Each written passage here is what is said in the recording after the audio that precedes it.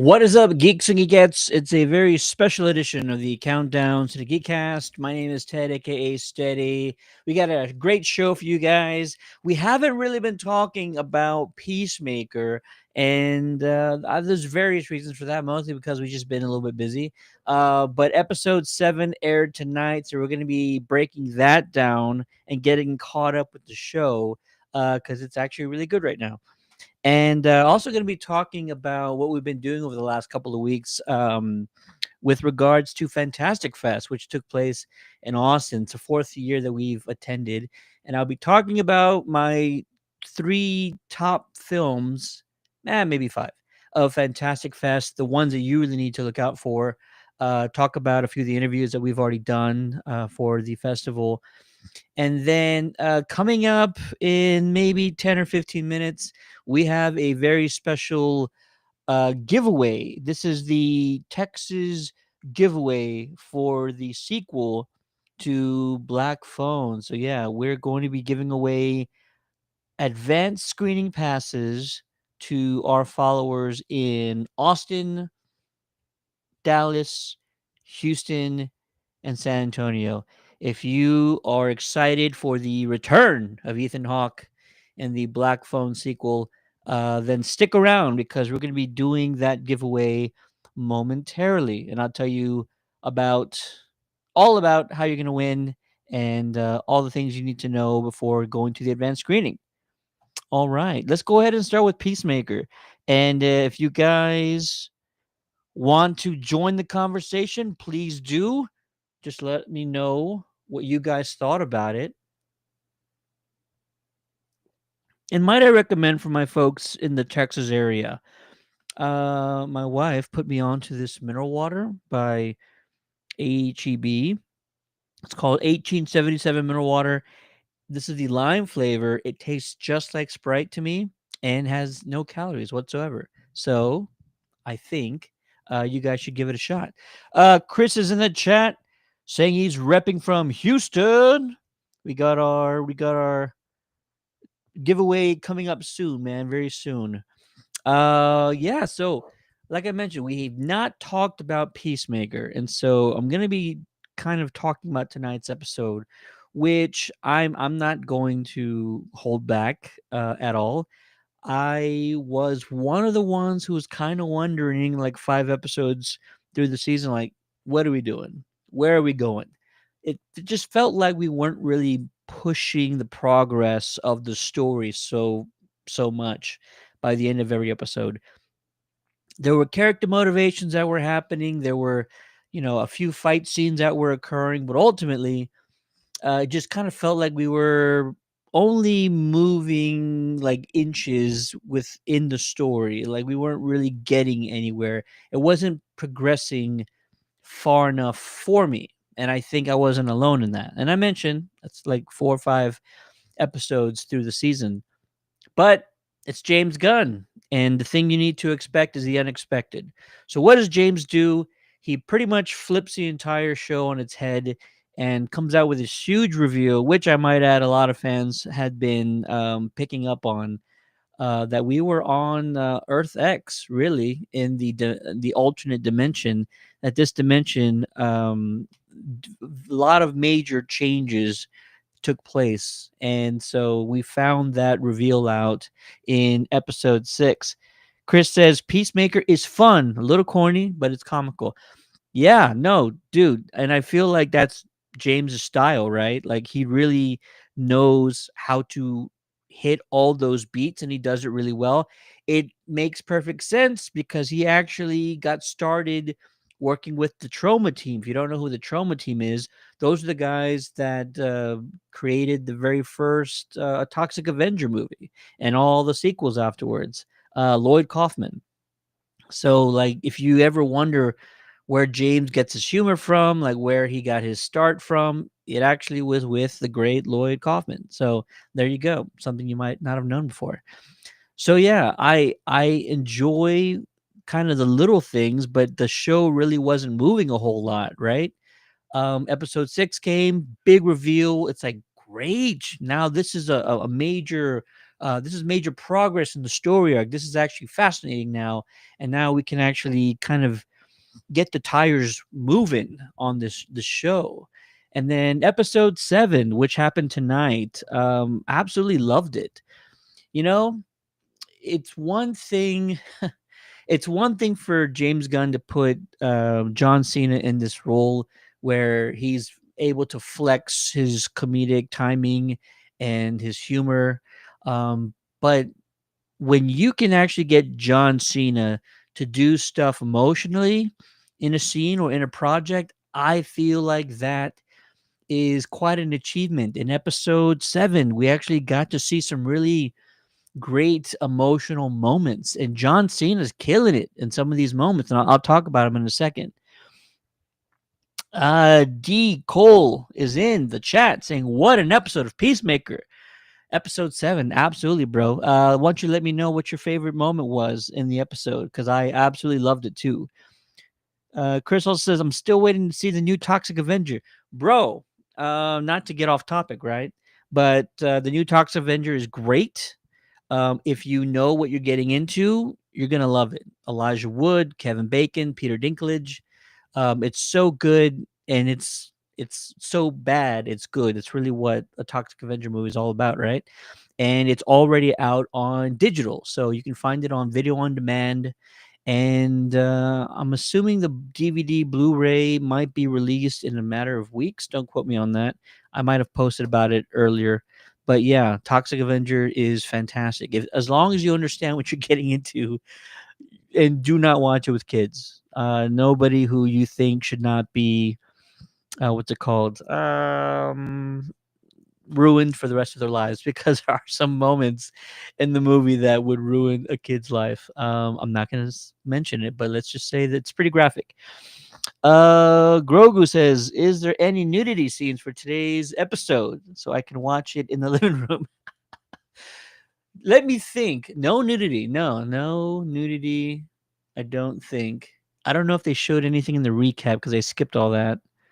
Uh, lots of profanity, so you're gonna get a lot of that. But yeah, and then the violence was kicked up a notch in this one. A lot of deaths. Death toll was pretty massive in this one, but no nudity. So have at it.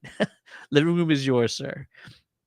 What was I getting at? Yeah, so John Cena, the emotional beats in this one, and apologies for if I'm spoiling it for anybody, but if the emotional beats in this one were really striking, it's actually quite moving.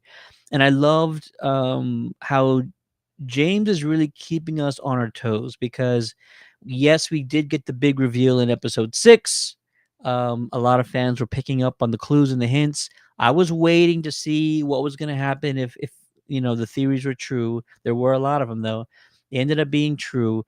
And then I feel like James did also another fantastic reveal in this one, because the world is the opposite from our universe, right? Let's just assume it's our universe that Peacemaker's in.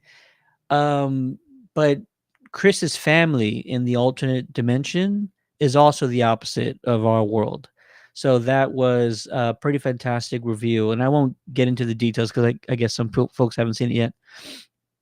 And yeah, so he kept us on our toes, man. He really, like James Gunn, just when you think you have it figured out, he's willing to go ahead and drop some more um lists in there, and they're probably not major ones, but for sure they were fantastic. And I felt like there were probably things that we should have expected or anticipated, but no, I really enjoyed the heck out of it, tonight's episode. Now the way it ended, and I watched a little bit of the preview for next week, kind of makes you wonder where they're going from here, because this could have easily been the finale of season 2. Um, and also shout out to Na Lee, who's judo master on the show. We did a quick interview with him, the team and I, earlier to yesterday actually, and so we posted that interview about an hour ago. And so after you're done with the stream, if you'd like to, you can go ahead and jump back on our channel and go check out our interview with Judo Master. The reasons why you want to watch the Judo Master interview is because he gives some of the behind the scenes secrets regarding the hot Cheetos. I'm not gonna say what it is, but it's pretty funny.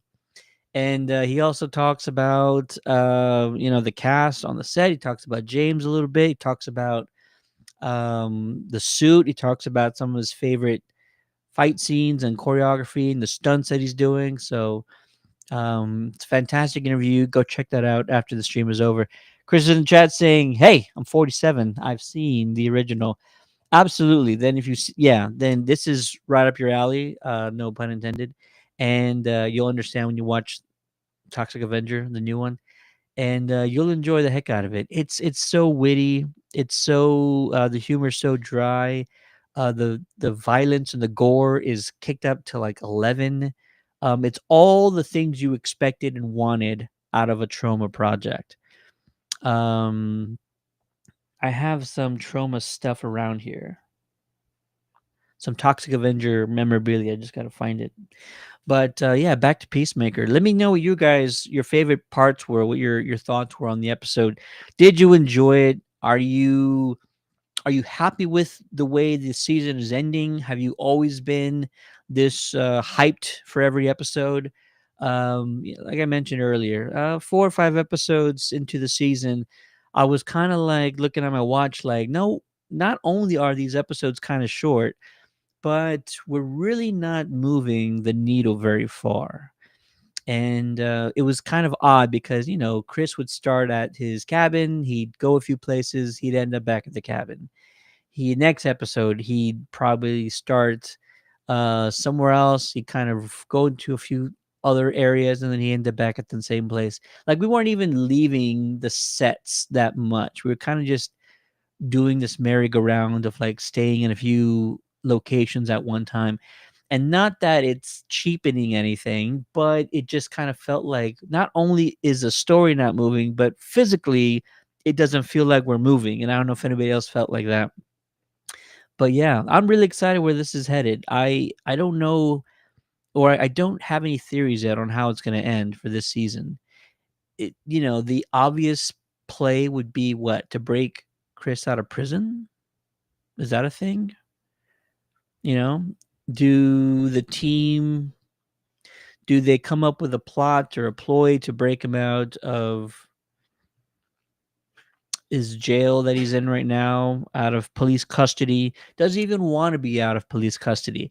Also, who's going to convince him that he's not sort of this dark cloud on humanity? And I don't mean that, you know, um, I don't mean that exactly. It's just that's the way he feels. He feels like he is cursed. That he is this cursed individual that everyone around him either dies or they just go through the worst of scenarios. And it's a very lonely feeling that he's in right now. And I don't know what James has up his sleeve in order to have him, come out of this sort of situation, this depression, especially in one episode. Probably not going to be able to do that right away. But James has also done a great job of setting up a few things, right? In this episode, especially, we might have some future villains on our hands, and I think you guys know who I'm talking about. Chris is in the chat says, I'm a little behind on Peacemaker. I'll catch up at work tomorrow. Very nice, very nice. I'll try and keep the spoilers down to a minimum. Don't worry about taking off or anything. So James is known, and he's mentioned this before, and I probably appreciate this part about him the most, is that he's always thinking 3, 4, 5 steps ahead. He's planting seeds, he's planting story arcs that can be used at a later date. That's evident with Peacemaker season 1 and season 2, just having the portals be sort of the main focus in season 2 after he introduced them in season 1. I think it's just fantastic. It's brilliant. What does he say? It's the closet of 99 dimensions, or the 99 doors. And so I feel like there's probably 2 or 3 things that have been introduced in this season already that could be useful for a 3rd season, if they decide to do a 3rd season. We don't really know. But I do like that part about James Gunn, is that he's threading all of these things together, especially in season 2. We've already been introduced to Lex Luthor. We had another cameo from Superman. One of his henchmen was introduced in this episode, and it just feels more cohesive. That's kind of what Marvel was doing. In the first couple of phases, it felt very cohesive. And these days, it doesn't feel as much of a um, cohesive phase anymore, right? It just kind of feels like movie, movie, movie.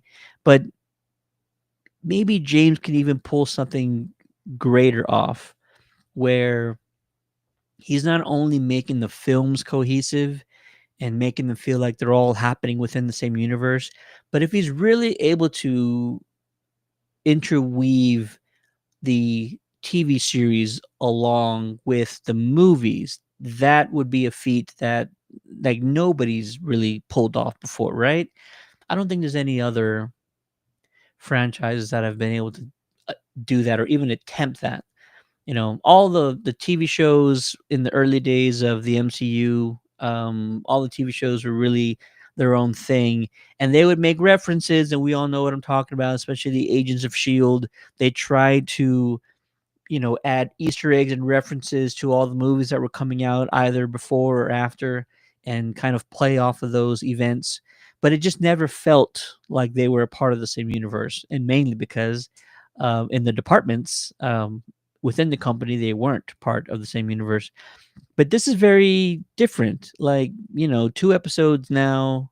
seasons now into Peacemaker, and it feels like these shows are really interwoven into the movies, and now you're including multiple characters from Superman. And if he's able to do it and able to pull it off, James might actually plot every movie with cameos for shows to come afterwards, and that would be brilliant. That's difficult, the logistics of pulling all that off. But this was, I think, easy for him because productions were right around the same time for Superman and Peacemaker season 2. And so they were able to pull kind of characters in and out, and that worked really well. And so right now it's working really well. So the individual who was introduced in this episode of Peacemaker, he was brought in to help locate the portal, the dimensional portal that Chris and team were using. And I'm wondering if he actually might be used as a component or a mechanism to help Luther get released from prison, if that might be a thing. Not that it seemed like he had any motivations in this episode to do so, but it might be, kind of a thing that comes up at a later date, and I'm wondering if that's going to be a possibility.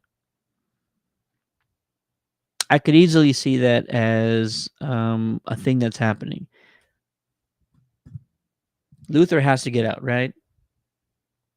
That's what Luther does.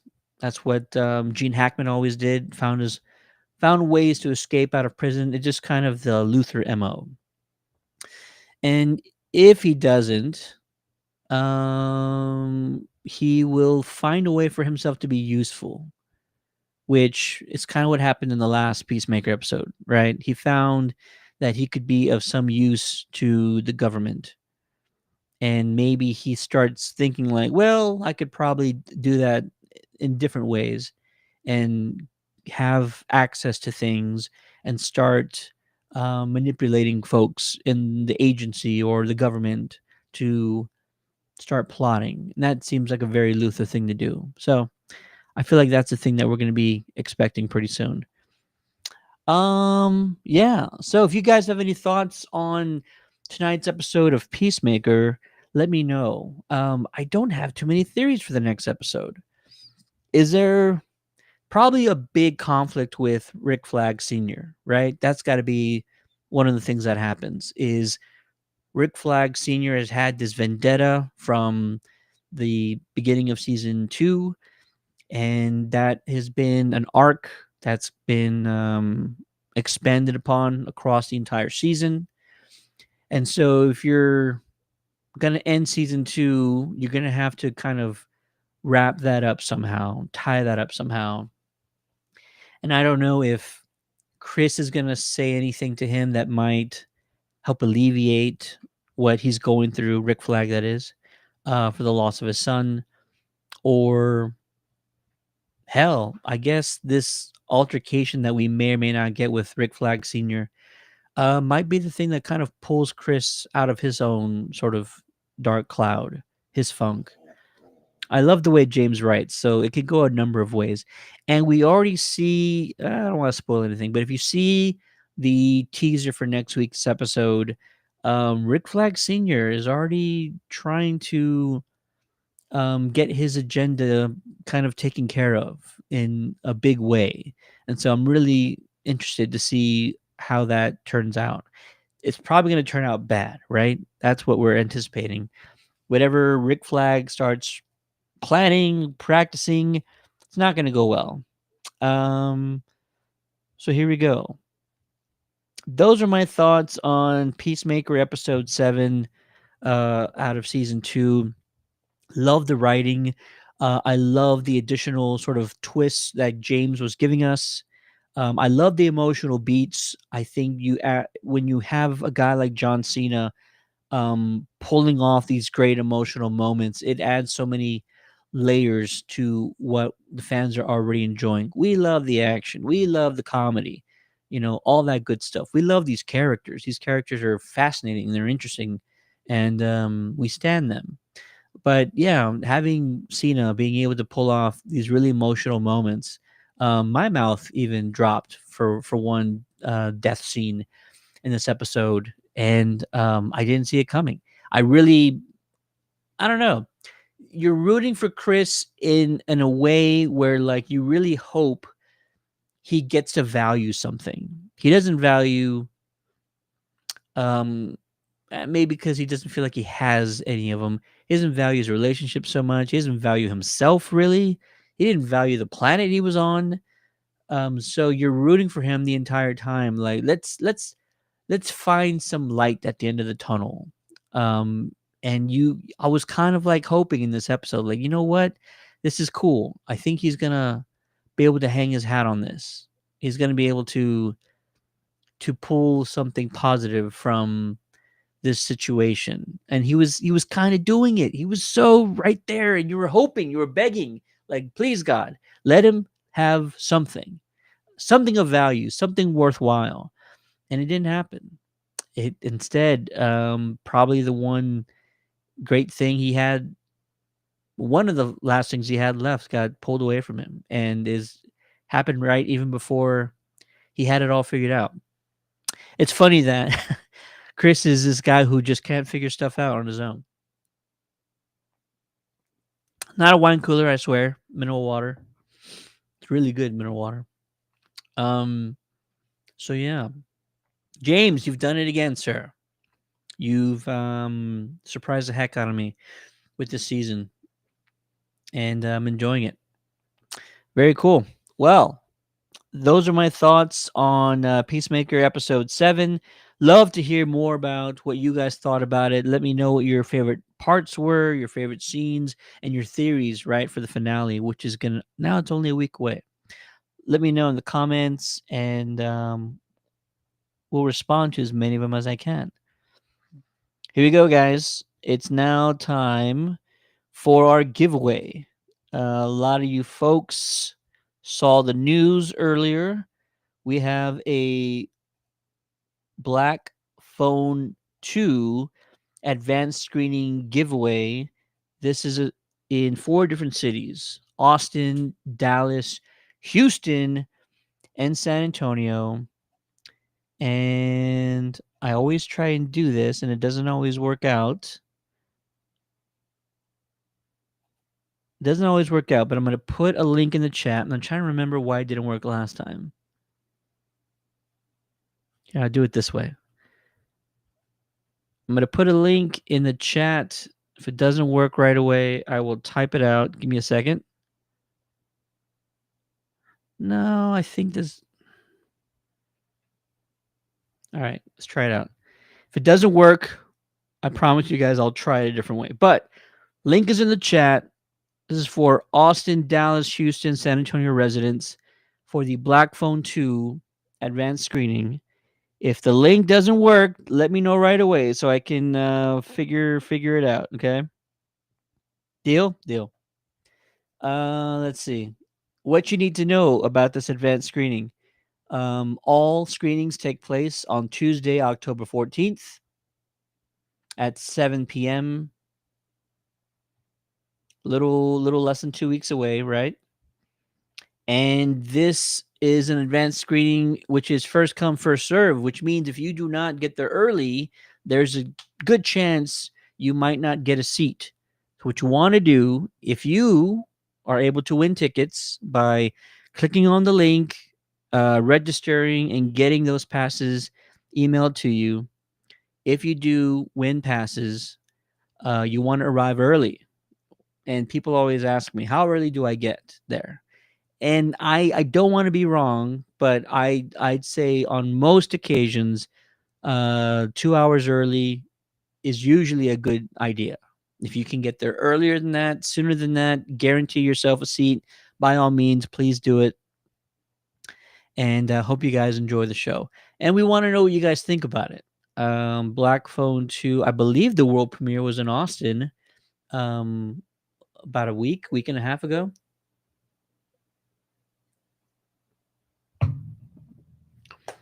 I premiered at Fantastic Fest in Austin.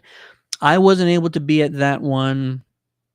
I do think one of our reviewers was in attendance. I really want to see it. I really dig Ethan Hawke as an antagonist.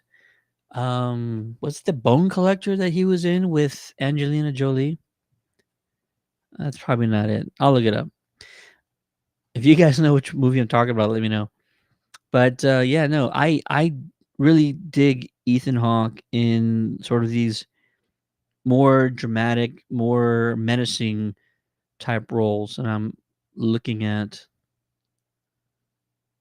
his filmography right now.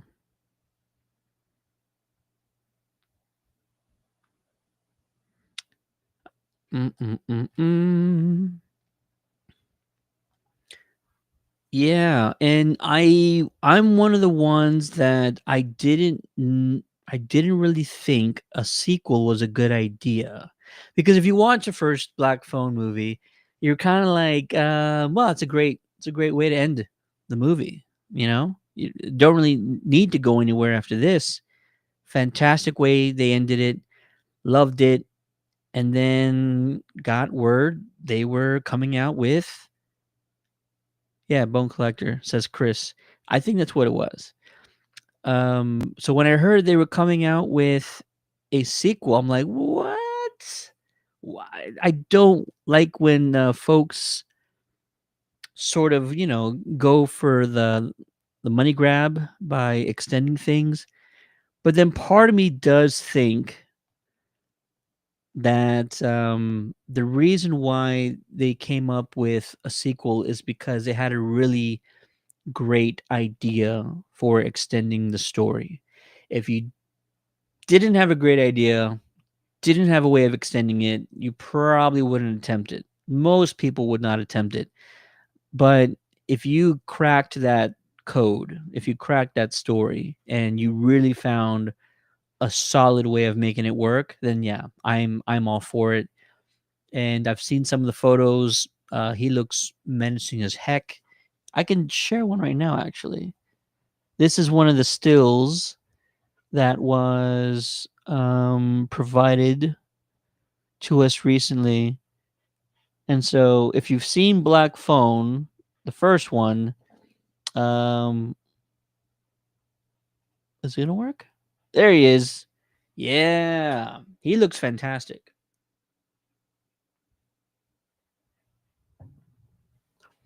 I'm digging it. I'm digging the look. And so I'm really hoping that they actually are having this sequel because somebody somewhere came up with a really good idea on how to make this all possible. Don't make it a money grab thing. Just make it happen. If Black Phone 2 bombs at the box office, I doubt there will be a third. Yeah.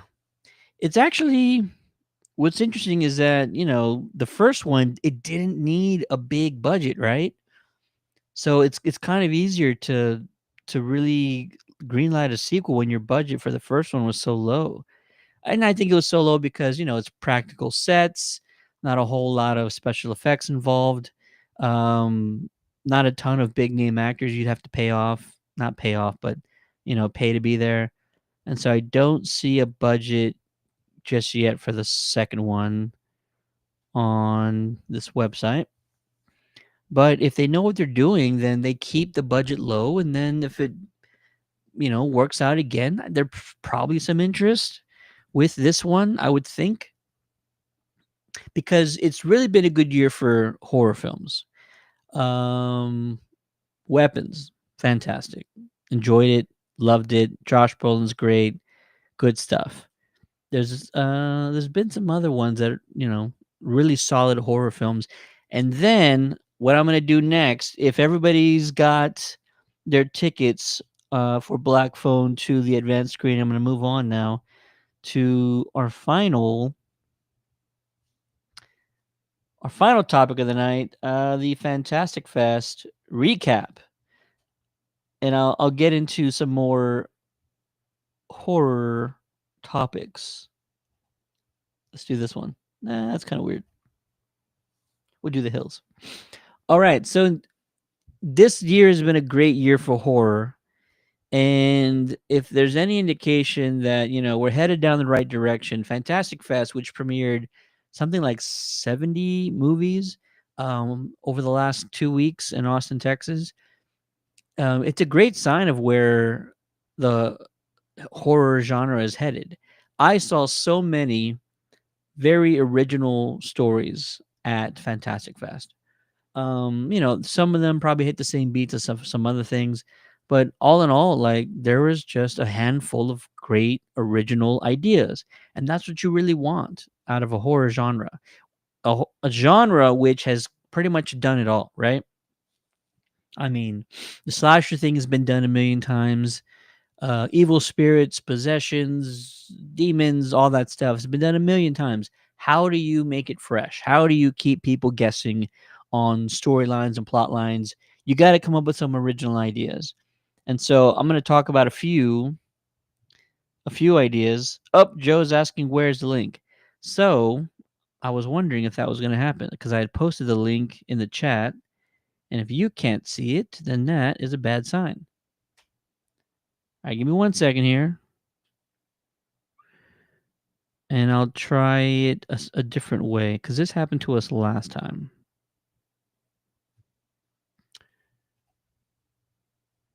Mm-mm-mm-hmm.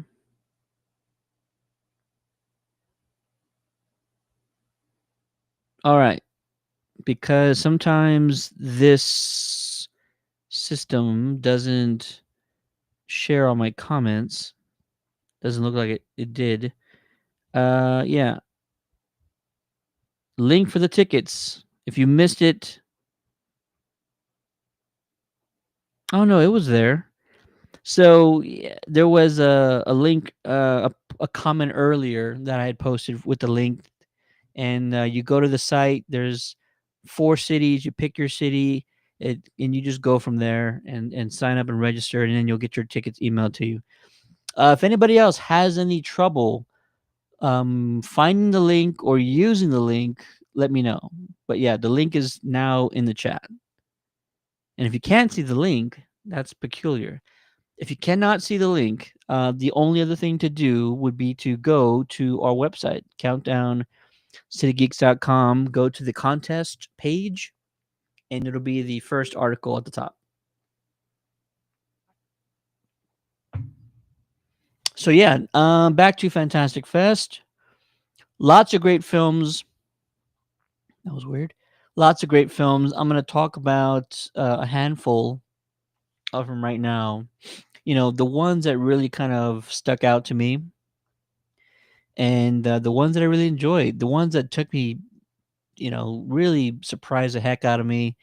And there were a lot of those. So that's not what I wanted to do. Let's start off with the first movie that I had seen. Uh, it's one that I don't know when the release date is. I don't think they have a distributor yet, so it's going to be a while before we ever get around to being able to tell folks about it, or about when it comes out. But the movie is called Bad Haircut. Bad Haircut was the first movie that I had seen at the festival. And I'm gonna pull up a poster here in a second.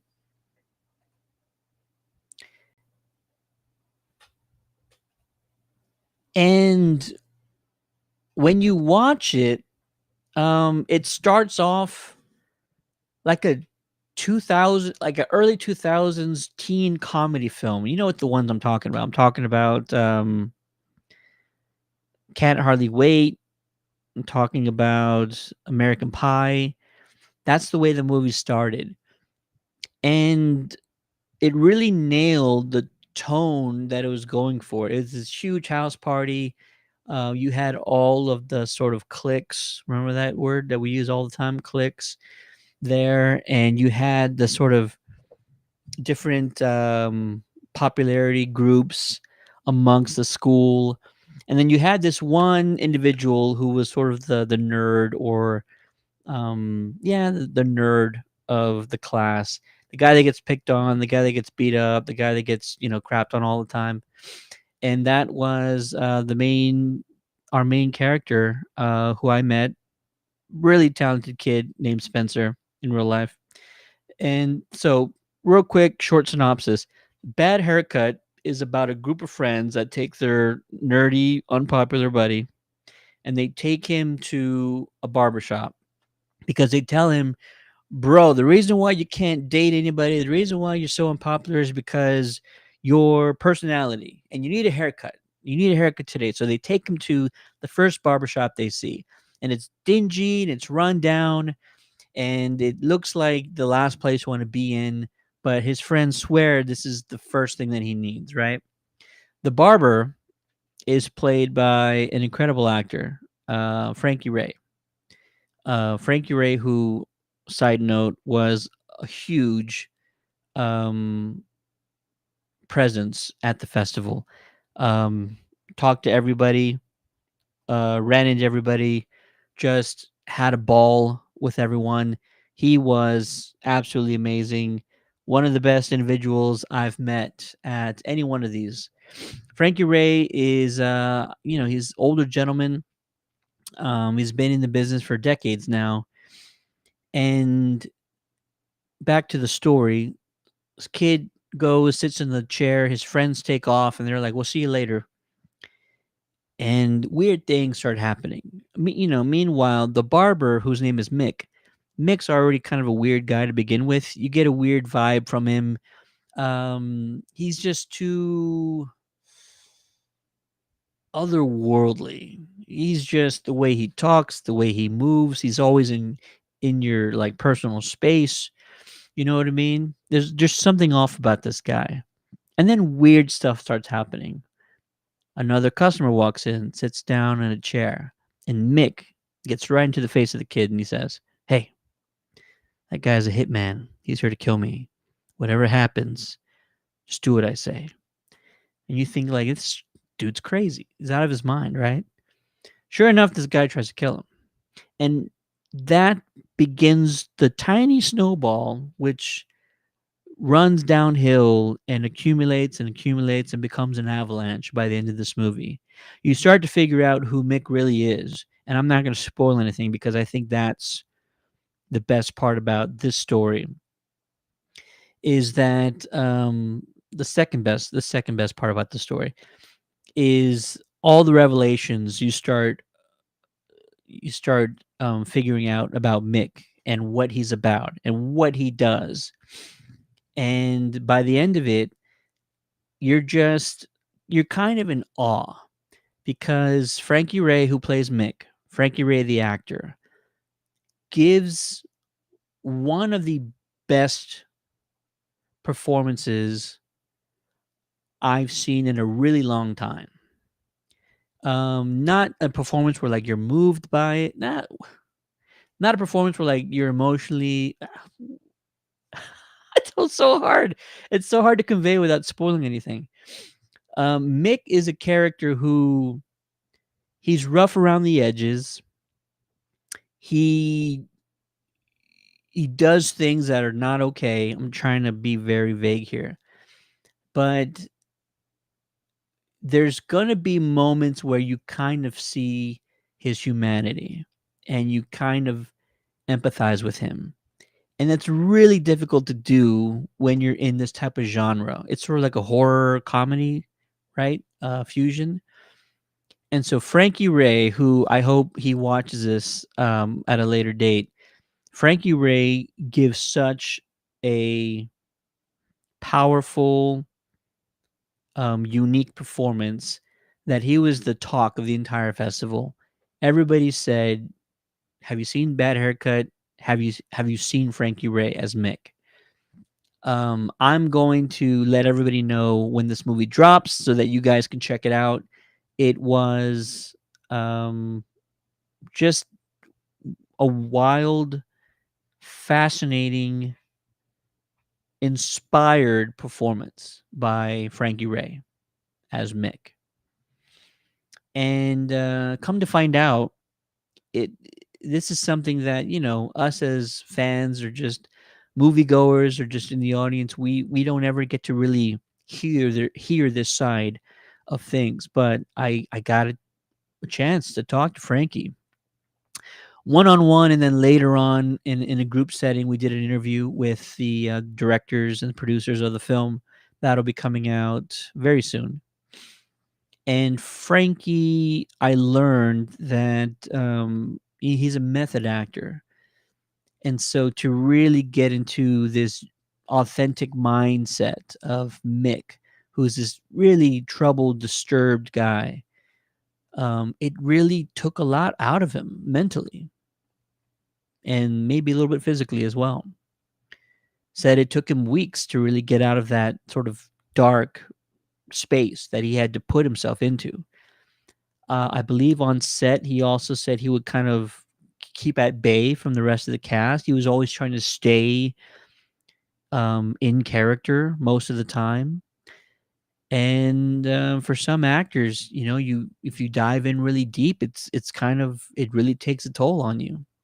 So he gives this inspired performance in this movie, really stands out, really makes the movie, and that's not a knock on anybody else. Everybody's really good in this film, and the story is fascinating.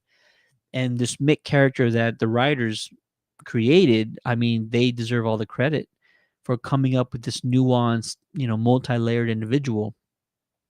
But what Frankie Ray had to do himself to kind of go to that place and how it affected him for such a long time, even after the movie had been done filming. It's really admirable.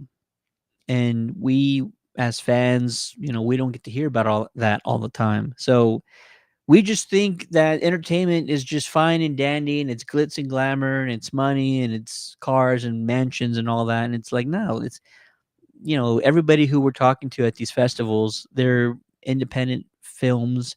These are mostly unknown individuals. I had never seen Frankie in anything else before this, but he's made me a fan for life just based on a performance in this one film, Bad Haircut. I was trying to find a photo. Let me see if I found one. Did it work? Did it work?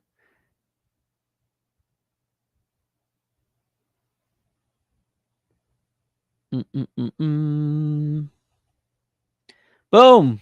Bad Haircut featuring the great Frankie Ray. and the fantastic Spencer Harrison Levin. Yeah, fantastic movie. Frankie stole the show. Speaking of show, um, yeah, there was a moment where there was a karaoke party going on, and Frankie. I had just met Frankie like shortly before, so we just had little conversations at this point. And then, this guy is already surprising me with how vulnerable he's being about, his experience on the movie. I turn around for a minute and I hear Shaggy song playing, Angel by Shaggy. And I turn around and it's Frankie on the stage, doing his best Shaggy impression, and he's got one of his co-stars on stage with him, singing the chorus. And so, like, it was just remarkable. You're thinking to yourself, "Who is this guy?" You know, it was a great time. This is the same karaoke party, mind you, that Tiffany Haddish. That's another story. I'm gonna have to say for another time.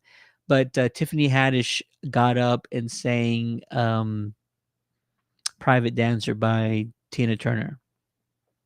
Very inspired performance, and there's some story about that I'll mention at a later time. But Tiffany Haddish, who was singing this Tina Turner song. Also, Frankie had gone up and like she had used him as a subject during her performance, and so everybody got a kick out of that. Frankie, wherever you're at, man, I hope you're having a great time. You're living life to the fullest. Definitely made an impression on me and the rest of the folks over at the festival. All right, another movie that I really wanted to call out from Fantastic Fest is The Evil That Binds Us. And I'm going to assume this doesn't have a poster yet. A lot of these movies are so early in their like distribution phase that these like half of these films don't even have posters that are finalized yet. Yeah, it doesn't. So The Evil That Binds Us. This movie was actually based in Chile. It was also some parts were filmed in Mexico. It's filmed in Spanish mostly and German. No English in this movie whatsoever. And this was directed by Nico Postilion. I don't remember where he's from. He might be from Spain, I believe. He's a Spanish director. But this one was the biggest surprise to me. I had heard very little about it. I didn't know anything about the story, but I heard a little bit about it, and I thought, you know what? I need to go see a foreign film at this festival because usually when you see a foreign film at this festival, it's a banger. So I go to this movie, don't know what the story is about, and I'm going to just give you guys a quick summary. The story follows this wealthy family who lives in the country of Chile, and there is sort of a very big divide in the class system in that country. This family, for example, they have a mansion and they have about a dozen servants. And one day, a brother of the homeowner and the brother's son, they arrive to visit the family, and there's been tension or some animosity over the years. You can kind of feel it when they're having their conversations. And the son, the nephew, if you will, he actually is always curious about his family lineage. He's curious about his mother because his mother had died at a very young age. And so slowly, like a slow burn, you start seeing how the family treats the nephew. They treat him like an outcast, you know? He's too different than everybody else. He looks different, his hair is different, his eyes is different, his skin is a different shade than everybody else. Um and then the onion, you start peeling back the layers of this onion, and start figuring out things about the family, secrets about the family. And that leads to some very dramatic moments in this movie. And so it's a slow burn set in this sort of very dense Chilean jungle area. Mind you, there are wolves that roam the countryside, and they're sort of more like a backdrop. But these wolves are ravenous, and they kill livestock. They've been known to kill actual people, by just walking alone and getting caught in the wrong place at the wrong time. Um, but it's a fascinating story. The performances by the nephew and all the other children that are in this household are incredible. And also, the score is something that stood out to me, like a sore thumb in a good way. The score is so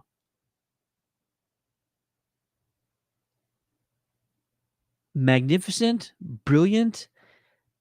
I have a music background. I don't write it or read it as much, but I can usually tell when you're hearing a score that is either dealing with known instruments or experimenting with sort of rare instruments, or probably just using things that aren't really instruments at all. And that those are really signs of very unique and fascinating composers. But the score in this movie is just so out there, and I was just trying to figure out, like, what are we listening to? It's sort of avant-garde, it's experimental at some parts during the movie, and then other times, it's kind of what you anticipate in a drama or somewhat of a suspenseful movie. You start hearing those normal tones and those normal things, but I just found myself so many times just wondering, like, what are we listening to? This is remarkable. That's the best way to describe it, remarkable. And I even asked the director, afterwards, about his composer, and he just raved and talked the world about him and how he had to give him no notes. It's a joke, right? But he said, "Yeah, I nothing to tell him, nothing to change, nothing whatsoever, because the composer for the movie just hit everything on the nail on the head every single time." So I don't have a poster to show you guys. They're still looking for a distributor. Last time that I had spoken with the director, but The Evil That Binds Us was the biggest surprise to me at the festival. Really enjoyed it. Um, Beautiful artistic film, and if you're into that kind of thing, if you don't mind watching a foreign film every now and then, I'll be sure to kind of follow up with it and let you guys know all about it. Evil That Binds Us. I'll probably talk about maybe one or two more movies. Yeah, we'll talk about another one. Oh, I'll talk about three more. Okay, so uh, I just had such we all had a great time. Me and the entire team had a great time. Let's see if I have a post for this one set up already. I'll find one. All right, another movie that there's not a poster yet. Another movie that I saw that really surprised the heck out of me was called Find Your Friends. Find Your Friends is the story about a group of five girls, just getting out of high school, and they go on one last vacation. They want to get away. They want to just party. They're gonna, probably drink a ton. They're probably going to experiment on drugs. Lighter things here, nothing too heavy. they really just want to have one final getaway as a group together. And fantastic, talented young cast. And I won't say what happens, but early on in the movie, one of them goes through a very dramatic situation, and that's sort of the it's sort of the story arc that carries on for the first half of the movie. And she's suffered this trauma, and it sort of really impacts her, and it impacts the entire group and their dynamic. And from that point forward, she really starts doing things uncharacteristically, and she starts, you know, really changing her mood from time to time. And you're kind of wondering where this is going. But then, somewhere in the middle of the movie, this switch flips, and you go from this really intense drama where this young female has been impacted, and you just feel for her so much, and the movie turns into a nightmare. And I'm not going to say what happens or how it happens, but these girls are now trying to survive, I think is the best way to say it without giving anything away. These girls are now trying to survive, and the film, it's like almost like a roller coaster. You're sort of going through these small dips and these valleys, and then it just goes up one big climb after that, and you're just off to the races. And so for the second half of this movie, it just turns into this really intense, suspenseful thriller, and it's fantastic. And I had a great opportunity to interview the cast as well as the director of this film, and that interview is up on our YouTube page as well as our website, countdowncitygeeks.com, and you guys can check it out. But find your friends. Great, talented young cast. All these girls are incredible in this film. They're cast so well in their characters, and it's a surprising one. You're gonna enjoy it. Another film I want to talk about. I got two more I want to talk about. Yeah, Theater is Dead. Theater is Dead is a horror comedy that revolves around a single character named Willow. Willow is an engineering student. She goes to a play one day, and she decides that she is so moved and so enamored by the performances of this play that she now wants to become a theater student. And so she does. She starts attending the class. She has no background in theater or acting or anything of the sort. And yet, this very prolific theater director decides to give her a chance. And you're kind of thinking, like, what a nice guy. But I'm going to tell you right now, there is a lot more than what meets the eye to this director. And again, it's one of those things where I'm not going to give away anything that happens, but you start seeing little things here and there, little red flags that are happening throughout the movie. And it's fascinating. It's so well written. Like, this was one of the most surprising films because it was so polished, and the cast themselves, they're actually a creative team. Like, there's like 5 or 6 cast members that I did an interview with, and they're all part of the creative team. One of them is a director, like 2 of them, 3 of them are writers on the movie, another 2 of them are producers on the movie. It's a family affair. This project was a passion project of theirs. And so, yeah, it was remarkable to talk to a group of young actors that had put together such a smart, witty, well-crafted film. Not that it's not impossible, but you just felt like you were watching a film made by like seasoned veterans that they've been doing this for a decade. And I mean that in the absolute best way. Um, the most surprising thing about this movie, it actually had an actor who I'd not seen in quite some time. Try and get a photo here. Shane West. Shane West is in this movie. He plays the theater director, and Shane is so good in this movie. I actually spoke with Shane about just what his initial thoughts were regarding the film itself and how he just enjoyed the layers and the progression and the arc of this theater director, this character. And he even agreed, and I used the phrase, this felt like something you could really sink your teeth into. And he agreed. He said, yeah, that's exactly what it was.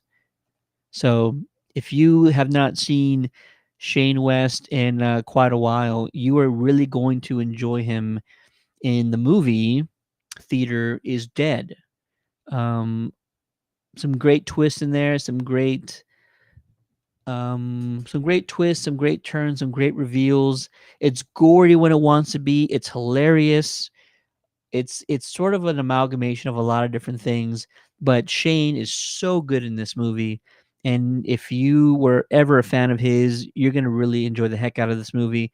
He was a heartthrob growing up. Like everybody I knew absolutely adored Shane back in the day. So it's great to see him still working and he still has it. He's still at the top of his game. He's still one hell of an actor, high caliber. So yeah, it'll be great. Check it out. Theater is Dead is actually premiering in California October 17th and 20th at the I don't know if it's the Palm Beach Film Festival. It's probably not Palm Beach. I would say go to their social media page, and it's Theater is Dead movie, and they're premiering in California. I want to say in Southern California, October 17th and 20th. So if you're in the area, give it a shot. I think it's Beachport Film Festival. Don't quote me on that. And the final movie I want to talk about is another one that was really surprising for me.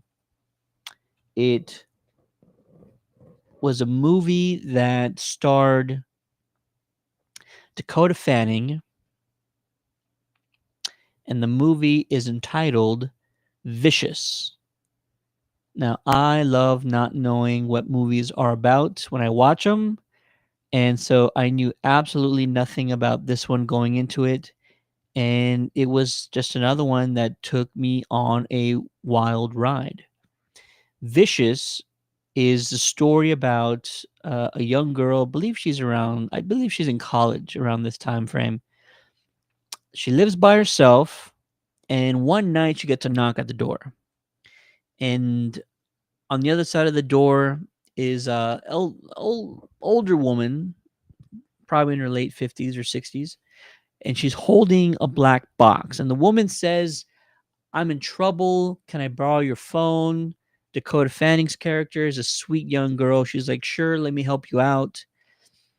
Woman comes inside. She places this dark black box, wooden box, I believe, on the coffee table, and the curtain gets pulled back. And the woman says to Dakota Fanning's character, you're going to die tonight. And immediately she's like, what are you talking about?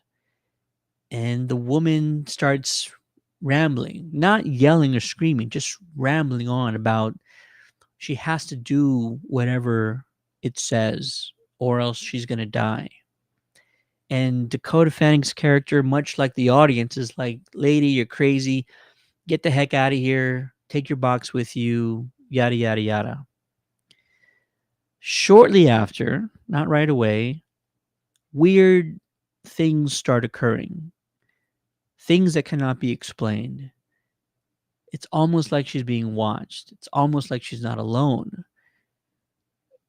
What happens for the next 45 minutes to an hour is nothing short of a living nightmare. And Dakota Fanning is superb in this movie. She is the main focal point. And I know that sounds kind of funny for a movie, but usually in films you have a number of characters and you're moving from different location to different location and you're following different people. Not in this one. You're following Dakota Fanning in a living nightmare for over an hour. And she is at the top of her game acting wise. She's so good in this one. And the other thing that I don't think you're going to be able to obtain this or achieve this, but this movie is absolutely unforgiving. It is relentless. I was sitting in a theater watching it, and once the chaos ensues, I could not relax ever again. Like and I mean that um honestly. This film, once it grabs you, it never lets you go. I'm gonna pull up a little poster here. It never lets you go. It never releases you from the utter insanity that you're witnessing. And I mean that in a good way. And I think that not every movie has to do this, but it's good to experience it every now and then. Meaning like the music and the score is cranked up to like 15 and it's unsettling all the time. You are in this unsettled state all the time. And there are multiple jump scares around every corner. And when there's no score and there's no unsettling music, it is dead silent. That is also unsettling. So you're pretty much not on a roller coaster. It's more like the Tower of Terror at Disney World or Disneyland, one of those. They don't have that anymore, but they used to. And if you've ever been on the Tower of Terror, you're on this elevator ride where it kind of shoots you up and down multiple times. That is vicious, metaphorically and literally. That is this movie, Vicious, right here. It it's just dropping you and lifting you up just to drop you again over and over and over, and I loved it. It's it's not a perfect movie.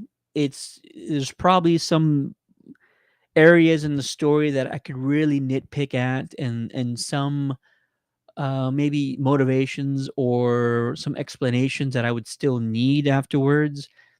But the experience itself is what I leaned into and I enjoyed all of it. Not a little, not half. I enjoyed the entire experience of just being tossed around like this rag doll through this horror film, and it was fun. I mean, very few films can do that, you know? Even the slashers, there's moments where you feel safe. Even in, the Nightmare on Elm Street films or anything like that, there's moments where you feel safe, you feel at ease. There's not a lot of those moments in this movie. Seriously, like you're never really sure what's real and what's not and who's safe and who's not safe. And that's all intentional and I think it's a great achievement. Definitely an achievement for Dakota Fanning. She is so good in this movie. And so Vicious, I believe, is actually going to be hitting streaming soon. I believe. Let me look it up. I believe it's going to be hitting streaming. It's either Prime or nope, it's Paramount Plus in October 10th. So we are a little less than a week away from Vicious hitting Paramount Plus. And look, I think it is so unfortunate that it's going to be hitting Paramount Plus. This should absolutely be seen in a theater setting. If you have an opportunity, if they do like a limited release, I'm going to see about this right now. If they do a limited theatrical release, you absolutely need, they're not going to do it. You absolutely need to see this movie on the biggest screen you can with the loudest system you can. It's the only way to do it. And if you can't, then you try and get as close to it as possible. But I talked about 5 films, loved all of them, including this one. Dakota Fanning is so good, and this movie is so relentless. It was just a wild experience. I I don't recall many times that a film has really done that to me. Been so unforgiving and so unsettling, like all the time. Not unsettling like The Omen or The Exorcist. Like that's a different type of unsettling. This is just you never felt safe, or you never felt any of the characters were safe for more than 30 seconds, and that's a wild achievement. All right. Very cool. Well, we talked about episode 7 of Peacemaker. Shout out to everybody who commented earlier. Also did our Black Phone 2 giveaway. Again, if you're in the Austin, Houston, Dallas, or San Antonio area, there's a link in the chat. Go see if there's any tickets remaining. If you do obtain tickets, it's on a first come, first serve basis.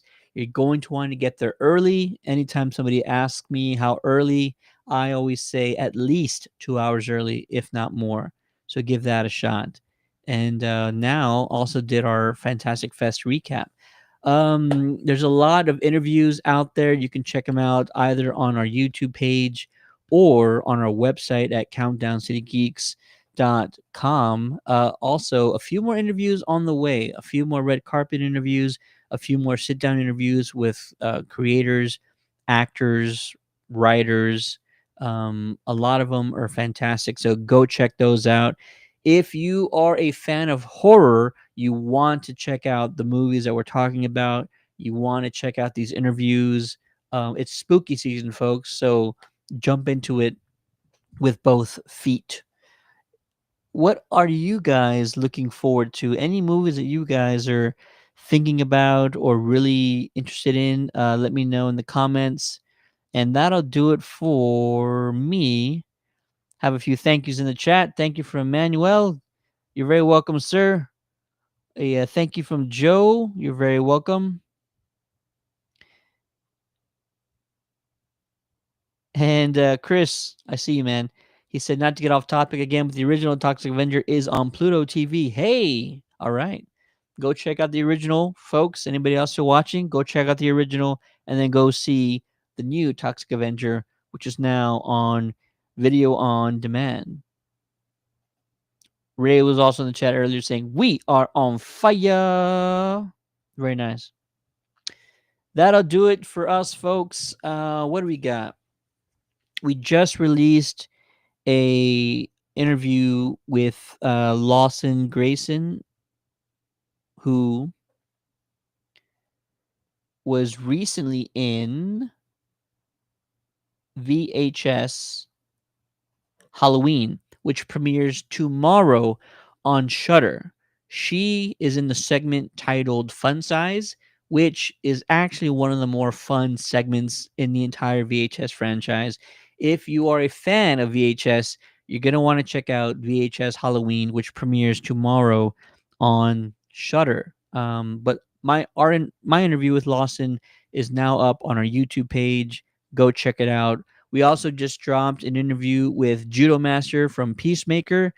His name is Na Lee, and he gives some behind the scenes stuff on the project, on the series, and he's so excited for us to catch the final episodes. We are now down to one episode. Let me know what your theories are for the film. Drop those in the comments. And oh, by the way, did a great interview with one of my favorite actors of all time, Guy Pearce. He is in a independent film, a western called Killing Faith, which premieres in select theaters tomorrow across the US. It'll later be out on video on demand. I highly recommend you check it out. It's a great sort of unique western film. It's not all about, you know, drama and cowboys and Indians. It's actually got a supernatural component to it. In the movie, Guy plays a physician. They call him Steelbender. That's his last name, or Bender for short.